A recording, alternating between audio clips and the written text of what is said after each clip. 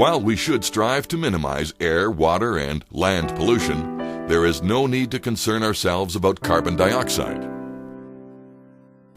What carbon dioxide is essential for life on Earth.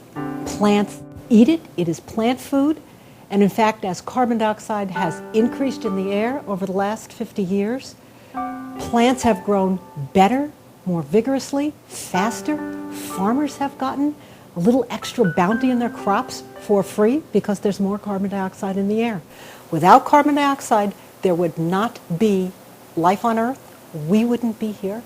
It is essential to us. Okay, research has shown that increases of CO2 concentration of 2, 3, 4, 5 times would not have a detrimental effect upon the Earth's biosphere. University of Ottawa geology professor Dr. Jan Weiser has recently demonstrated that changes in atmospheric carbon dioxide have had little effect on Earth's long-term temperature in comparison with natural causes. The thick blue line at the top of this graph shows the changes in carbon dioxide in the past 500 million years. The red line below is a plot of temperatures found by Professor Weiser. Over this time frame, there is no meaningful correlation between carbon dioxide levels and Earth's temperature. In fact, when CO2 levels were over 10 times higher than they are today, about 450 million years ago, our planet was in the depths of the absolute coldest period in the last 500 million years. But what about the ice core records of the past 500 million years that show CO2 levels and temperature moving in lockstep? When we look at the ice core record, here from Vostok in Antarctica, we see that the temperature record and the CO2 record from these ancient atmospheres follow very closely one to another. But when we look more closely at the detail, we see that the temperature record increases first. The CO2 record lags the temperature by up to 800 years. In other words, CO2 is acting as a result of temperature rise and not a cause of temperature increase. When the Vikings were sailing in Arctic waters, and when the Vikings were farming in Greenland in soil that's now permanently frozen, the question is then what caused that warming? It certainly wasn't human-produced CO2.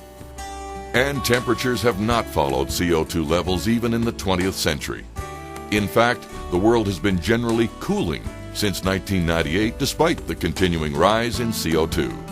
And then to add insult to injury to this idea that the influence of CO2 on climate, we actually had a decline in temperature from the 1940s through to about the late 1970s to about 1980. When, all this while, CO2 levels were increasing like crazy all around the world. CO2 is not the major greenhouse gas anyway. In fact, if you wanted to categorize greenhouse gases, to paraphrase a colleague of mine, he says that greenhouse gas number 1, 2, 3, and 4 is water vapor, with carbon dioxide would be a distant 5. The celestial forcing of climate is the most important influence on our climate, with CO2 has an influence, but it's certainly not significant enough for us to worry about. On the basis of this evidence, how could anyone still believe that the recent relatively small increases in CO2 levels that you see in Figure 3 of your handout would be the major cause of the past century's modest warming? But didn't the United Nations Intergovernmental Panel on Climate Change, the IPCC, conclude that human activities are causing disastrous climate change? No, they did not.